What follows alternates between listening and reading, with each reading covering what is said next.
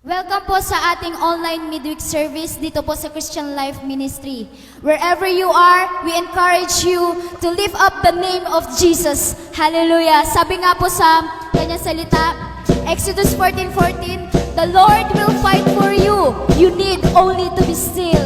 Kaya po sa araw na ito, the Lord is worth fighting for. Kaya po patuloy natin itataas ang ating Diyos na dakila. Hallelujah!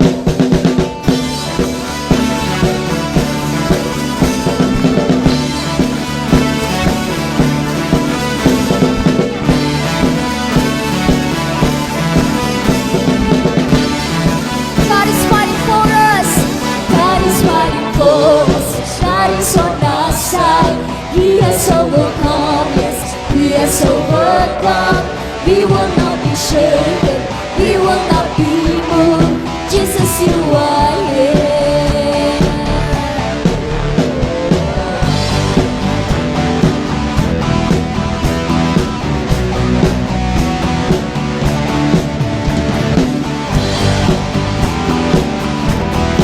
We say God is fighting for us.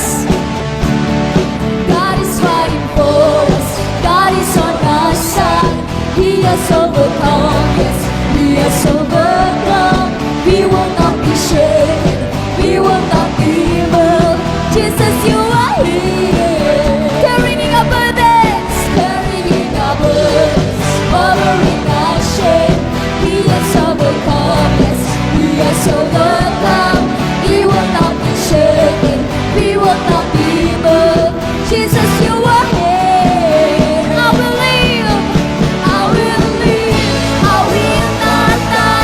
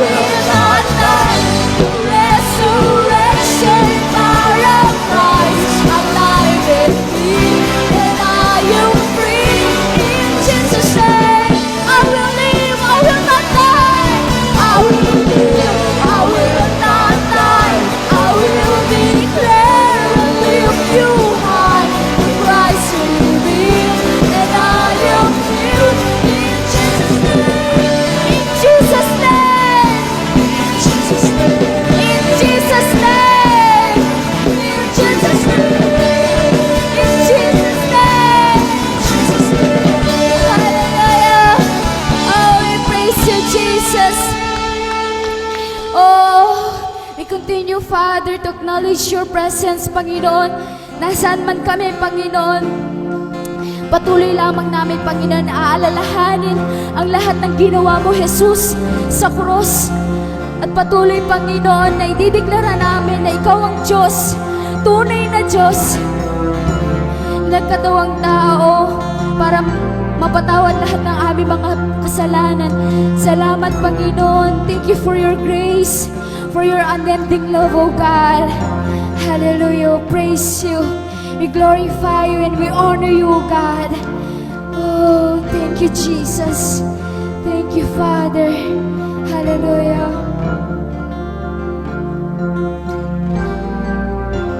If love endured that ancient cross, how precious is my Savior's blood. The beauty of heaven was in my shame. The image of love upon death's frame. If having my heart was worth the pain, what joy could you see beyond the grave? If love for my soul would die for, how wonderful, how wonderful, how glorious, my Savior's cross, victory. My chains are gone, my chains are gone, my debt is paid, O God. From death to life and grace to grace.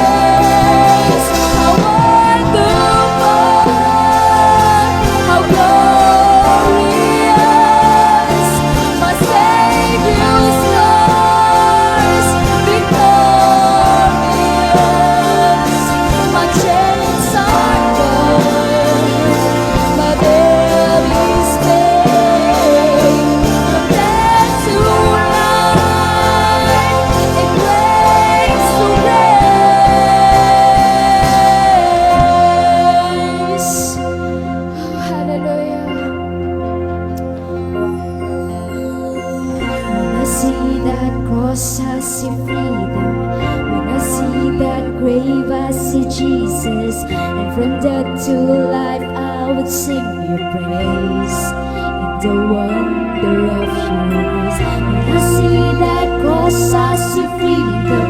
When I see that grave, I see Jesus. And from death to life, I would sing your praise in the wonder of your grace. When I see that cross, I see freedom. When I see that grave, I see Jesus. And from death to life, I will sing your praise. In the wonder of your grace. I see that cross, I see freedom. When I see that grave, I see Jesus. And from death to life, I will sing your praise. In the wonder of your grace, our soul will sing your praise. In the wonder of your grace, our soul will sing your praise.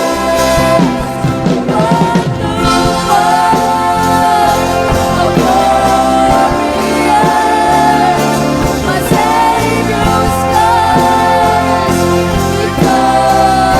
victorious. My chains are gone, my day is made, my death to life, grace to grace. When I see that cross, I see freedom. When I see that grave, I see Jesus. From death to life, I will sing your praise. In the wonder of your grace. When I see that cross, I see freedom. when I see that grave, I see Jesus. from death to life, I will sing your praise. In the wonder of your grace. Our soul will sing your praise. In the wonder of your grace. Our soul will sing your praise. Wonderful, how glorious, Savior's cross, victorious. The chains are gone, my debt is paid. From death to life, and grace to grace. Oh, we hear those chains falling, oh God. We hear those chains falling, oh God. Oh, break every chain, Father. Patuloy, Panginoon, na manahan ka sa aming mga buhay. Natotohanon na Diyos sa aming mga buhay. Patuloy na maluwalhati ka, Panginoon. At patuloy, Panginoon, na maibigay namin ang walang hanggang papuri at pagsamba sa iyo lamang, Panginoon. Hallelujah. Oh, there's power in your name, Jesus. Oh, for we hear those chains falling, oh God. Hallelujah. There is power in the name of Jesus. Oh, there is power in the name of Jesus. There is power in the name of Jesus. To break every chain, break every chain, break every chain. There's power, there is power in the name of Jesus. There is power, in the name of Jesus. Oh, there is power in the name of Jesus. to break every chain, break every chain, break every chain, To break every chain, to break every chain, break every break chain. every chain.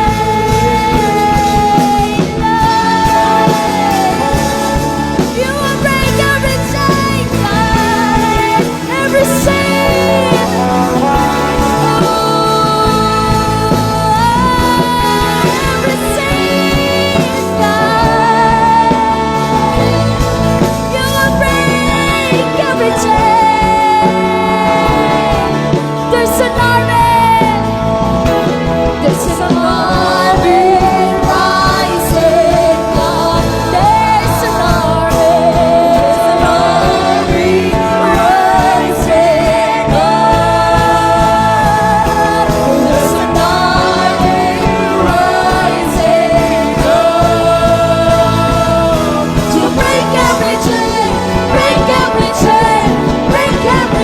chain, break every chain, break every chain, break every chain, to break every chain, break every chain, break every chain, break every chain, break every chain, break every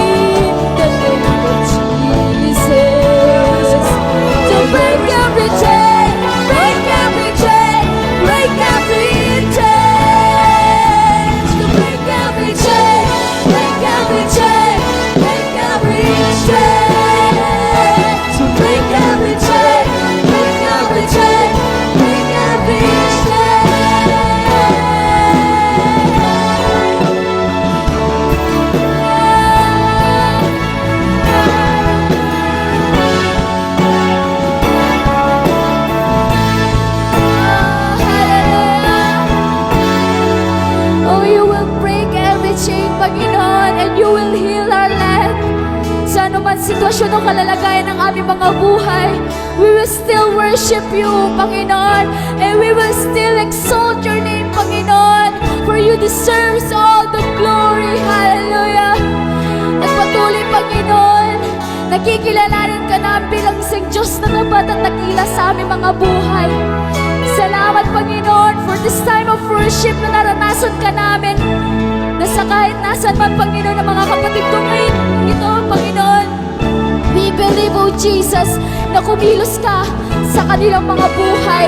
O salamat, Panginoon, sa panibagong pribilehiyo na patuloy na maitaas ang iyong pangalan sa word, Panginoon, na maihayag, Panginoon, sa kaurasan ito. Patuloy, Panginoon, na hinihingi namin, O Diyos, na patuloy na sa pamamagitan, Panginoon, ng mga salitang pong ito, patuloy na mamuhay sa aming mga puso, na mamuhay sa aming mga buhay. Nakikilalanan ka namin bilang isang Diyos na di nagbabago. Salamat, Panginoon, for you are worth fighting for, O God. Salamat, Panginoon, dahil sa lahat ng mga bagay o sitwasyon na nangyayari sa amin, kasama ka namin. Salamat po, Panginoon, sa iyo po ang walang hanggang papuri at pagsamba sa iyo lamang, Panginoong Jesus. Ang lahat po ng anak ng Diyos ay magsabi ng Amen. Amen. Hallelujah.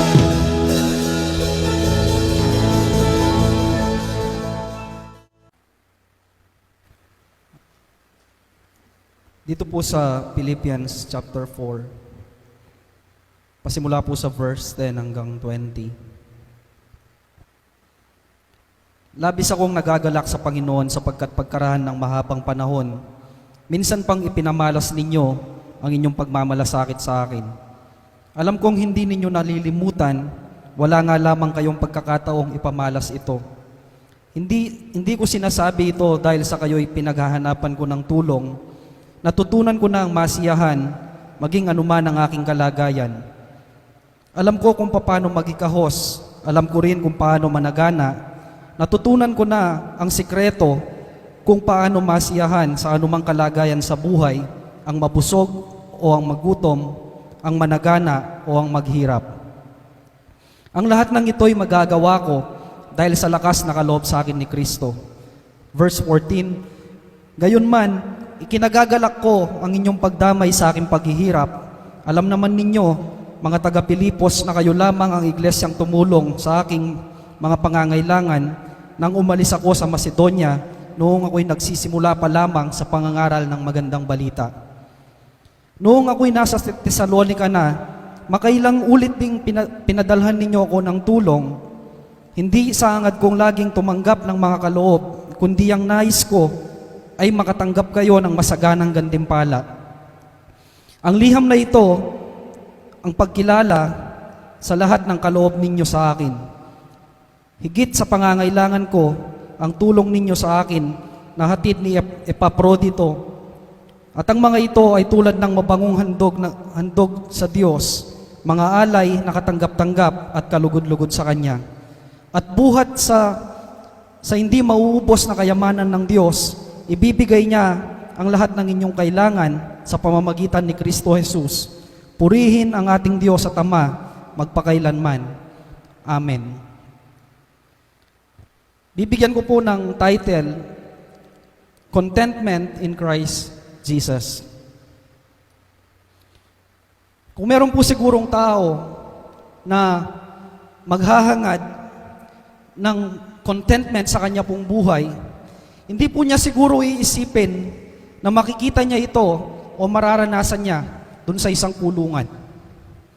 Yung isang kasiyahan na para bagang masasabi mo, wala kang iniintindi, wala kang iniisip, at nagkakaroon po tayo ng kagalakan sa buhay. Sapagkat sa isang kulungan, makikita po dito yung isang buhay na punong-puno ng kalungkutan, pagkabigo, punong-puno po ng parang masasabi po natin walang pag-asa. Subalit kay Pablo, sa kanya pong kalalagayan, nang isulat po niya ito, nag-uumapaw yung kanyang kagalakan sa kanyang puso. Hindi dahil dun sa mga kaloob na tinatanggap po niya, sapagkat pinapahayag po niya sa mga taga-Pilipos na bago pa man dumating yung mga tulong na ipinapadala po sa kanya sa pamamagitan ng kasamahan po niya na si Epaprodito, na sapat ang Panginoon sa bawat pangangailangan niya. Sapat ang Diyos sa bawat sitwasyon po niya. Hindi po niya natagpuan yung kagalakan dun sa kulungan na masasabi po natin anong hirap kaya yung kanyang pinagdadaanan doon. Ano po kaya yung kanyang kalalagayan sa mga panahon na yon na nasasabi po niya na yung encouragement po niya sa tao na nandun pa rin yung kagalakan na nag-uumapaw at gusto po niyang ibahagi ito, hindi lamang yung kanyang pasasalamat, kundi yung kagalakan na makibahagi po sa mga mananampalataya sa Pilipos na sa pamamagitan ng kanyang buhay, magamit po siya kahit sa ganong kalalagayan. Ngunit makita po natin sa kanya na hindi po niya natagpuan yung kagalakan dun sa kulungan, bagkus dala-dala po niya yung kagalakan sa kanyang buhay. Kagalakan na nagmula sa ating pong Panginoong Hesus. At sa ating pong buhay, paano po kaya natin makikita o paano po natin masasabi na tayo po'y kontento na sa ating mga buhay? Paano po natin malalaman o ano po bang basihan natin sa buhay po natin para sabihin natin nandun yung kagalakan, nandun po yung kakontentuhan, dun sa mga bagay na nararanasan po natin. At makikita po natin sa buhay niya, ano ba yung sikreto ni Pablo? Ano ba yung bagay na natanggap po niya sa Panginoon? Bakit ganun po yung kanya pong karakter? Dun sa maging sa mga ganong kalalagayan ng buhay, makikita pa rin po sa kanya yung isang buhay na masasabi po natin na fulfilled at makikita po natin na sapat na po ang ginagawa ng Panginoong Yesus sa kanya pong buhay. Matututunan po natin, unang-una, that contentment is an attitude that is learned. Yung pagiging kontento po o yung kasiyahan sa buhay, ito po'y natututunan. Sinasabi po niya dun sa verse 11, I have learned to be content in whatever the circumstances. Dun po sa verse 12, sabi niya, I have learned the secret of being content in any and every situation. Makita po natin doon na natutunan po niya yung pagiging kontento sa buhay, hindi dahil po marami siyang tangan o makikita po natin na sagana yung kanyang buhay, kundi natutunan po niya ito, una siguro, sa pamamagitan po ng salita ng Panginoong Hesus. Pangalawa, natutunan po ni Pablo kung paano masiyahan sa buhay doon po sa mga lahat ng pinagdaanan po niya, doon sa mga experiences po niya sa buhay. At tayo rin po, sa ating pong buhay, marami po tayong natututunan patungkol sa salita ng Diyos. Marami tayong kaalaman na nakukuha sa salita po ng Panginoon o maging minsan sa libro. Pero ito po ba'y nagdadala ng pagbabago sa atin? Alam ko po na lubos po nating mauunawaan kung paano po makontento sa buhay kapag pinagdaanan po natin yung mga bagay na ito. Katulad ni Pablo, natutunan po niya sa pamamagitan ng salita ng Panginoon at lubos po niyang natutunan at naunawaan sa pamamagitan po ng kanyang lahat ng mga pinagdaanan po niya sa buhay. Kaya, katulad po sa isang piloto o gusto pong matuto na magpalipad ng eroplano, meron pong tinatawag na ground school at merong tinatawag na flight school. Doon sa ground school, matututunan mo yung kung paano ka maging isang ganap na piloto. Pag-aaralan yung mga aerodynamics, yung instrument panel. Pag-aaralan po sa libro kung paano maging isang mabuti o ganap na piloto. Doon po sa ground school. Pero hindi po pwede na sa isang piloto, matapos na lamang siya doon. Kailangan po niyang pag-aralan o aktual na maranasan po niya kung paano magpalipad ng eroplano. Gayon din po sa atin. Minsan pinapadaan po tayo ng Diyos sa iba't ibang kalalagayan ng buhay para ma-form yung ating pong mga karakter. Para makita po na kung yung ating buhay o yung ating pananampalataya sa Panginoon, minsan nire-reveal po niya kung ano yung laman ng ating puso, kung ano po yung kalalagayan ng buhay natin kapag pinapadaan po niya tayo sa iba't ibang pagsubok ng buhay. Natitest yung ating pananampalataya, natitest yung ating pagtitiwala sa Panginoon kapag nandun na po tayo mismo sa ganong kalalagayan.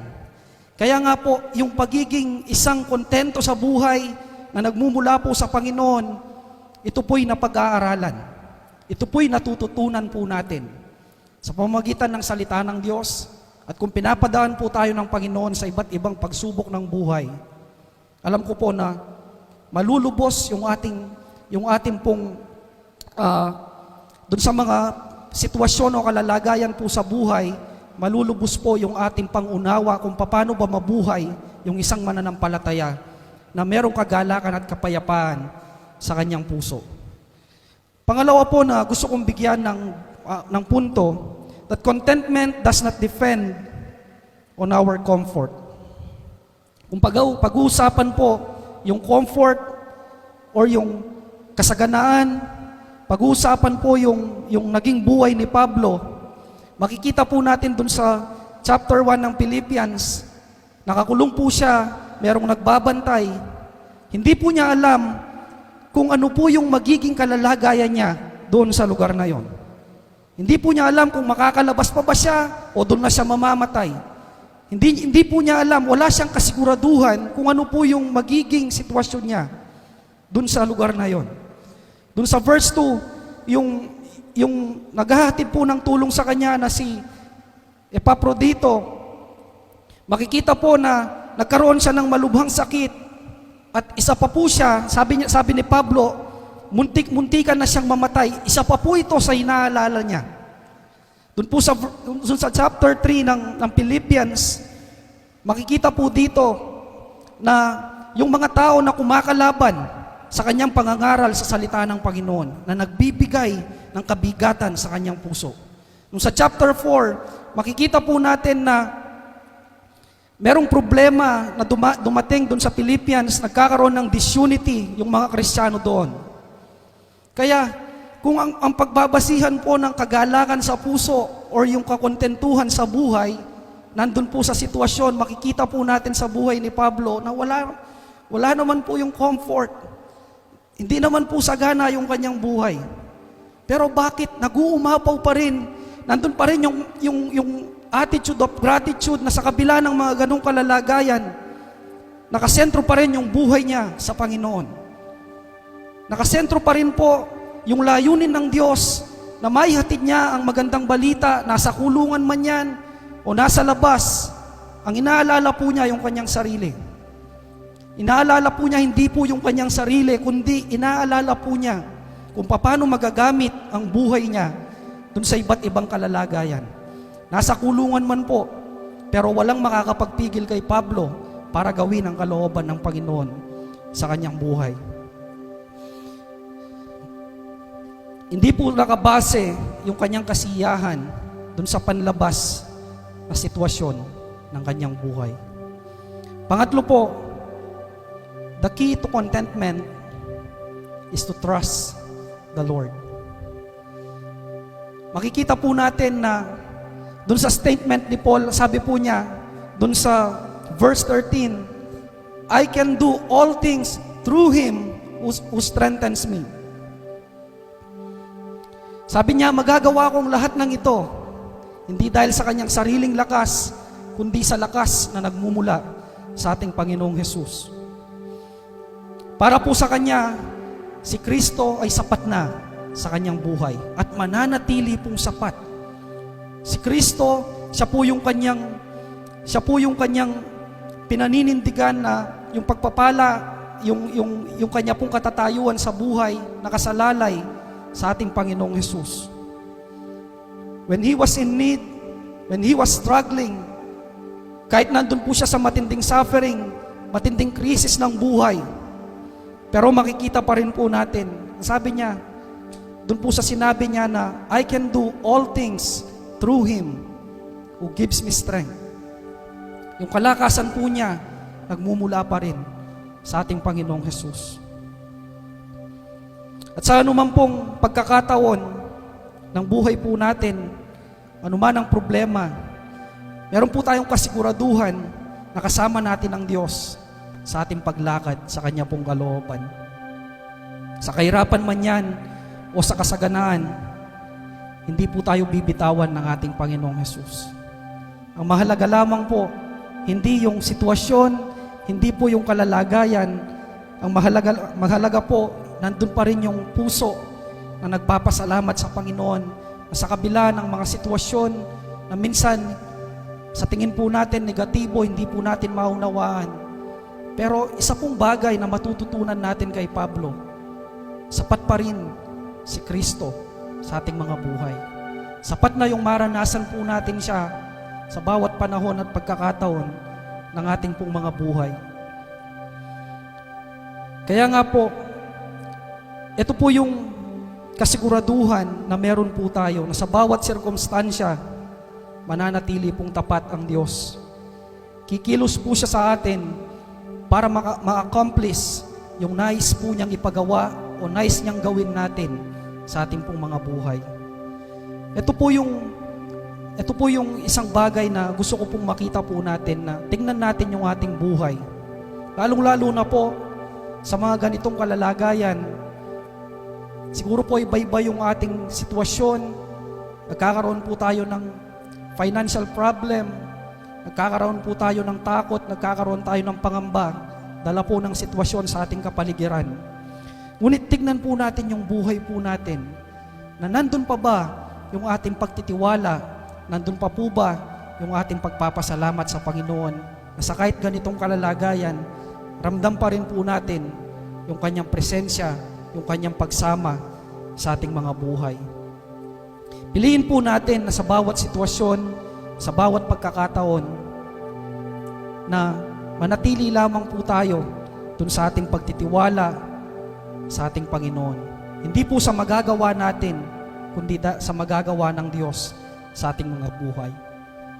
At sa oras pong ito, muli po natin siyang bigyan ng parangal, ng pagsamba, na sa kahit sa mga online services lamang po, hindi po ito maging hadlang yung sitwasyon natin ngayon na pinagdadaanan para hindi po maitaas at maparangalan ng ating Panginoong Hesus sa ating mga buhay. Bago po tayo manalangin, awitin po natin ang awiting ito.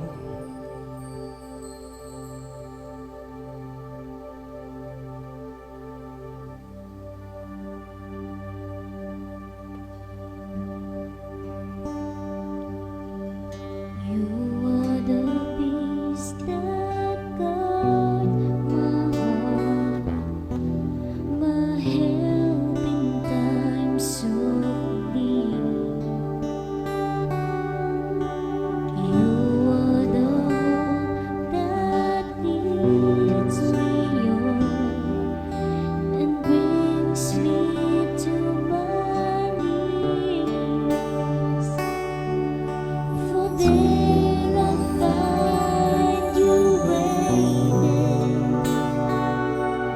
and there I find willing. So with all of my heart I'll worship, and unto you I'll sing. For you alone, deserves all glory.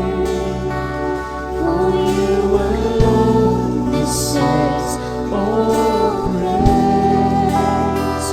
Father, we worship and adore you. Father, we want to see your praise. Father, we love you and we worship you instead. You are the peace. You are the peace that guards my heart, my help in times of need. You are the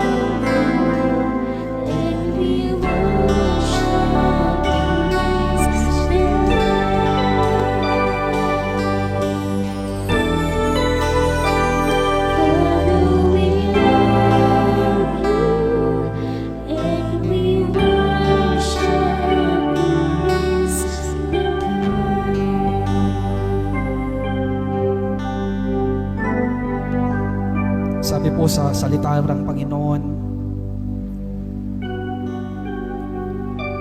at buhat sa hindi maubos na kayamanan ng Diyos, ibibigay niya ang lahat ng inyong kailangan sa pamamagitan ni Kristo Jesus. Purihin ang ating Diyos at Ama magpakailanman. Panginoon, ito po yung mga pangahawakan namin sa aming mga buhay. Katulad po ni Pablo, na makita yung buhay niya, yung kanyang kalalagayan. Ngunit sa iyong mga salita, O Diyos, nagkakaroon po siya ng pag-asa.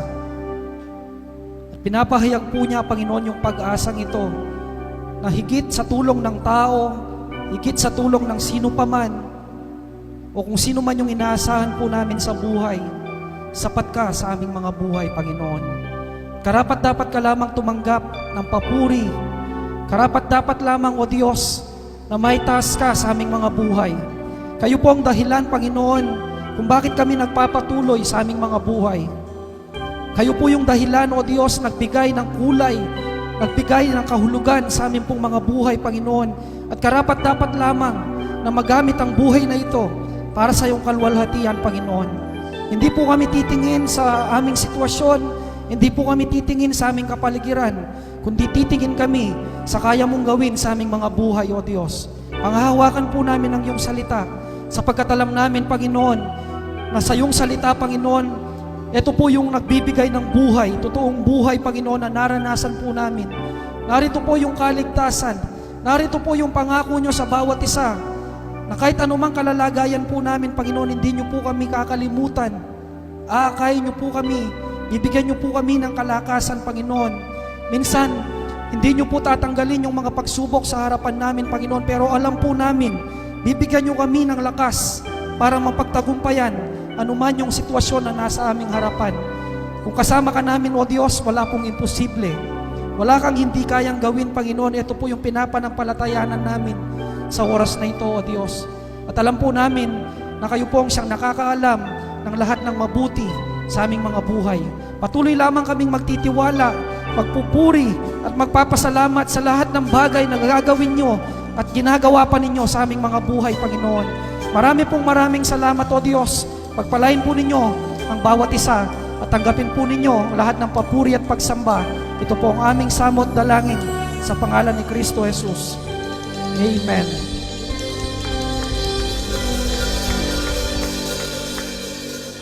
Sa huling bahagi po ng ating pag-aawitan, patuloy po natin itataas ang ating Panginoon.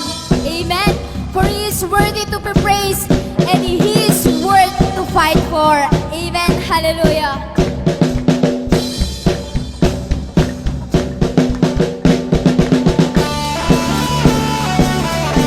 Oh, praise you, Jesus. We worship you, God. Hallelujah.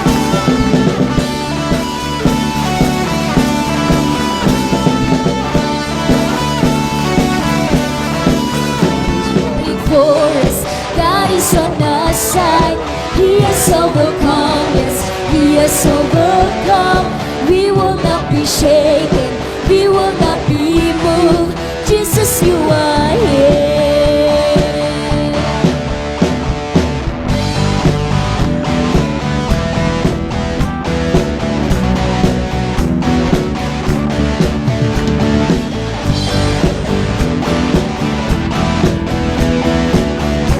God is fighting for us.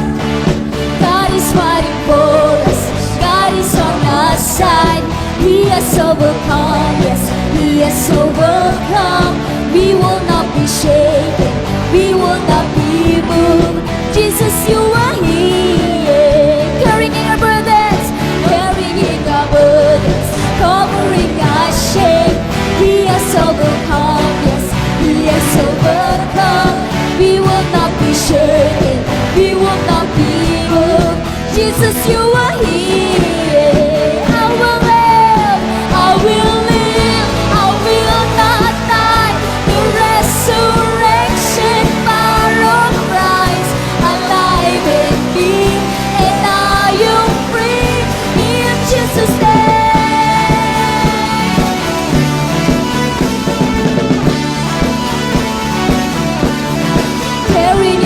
burdens, covering our shame. He has overcome, yes, He has overcome. We will not be shaken, we will not be moved. Jesus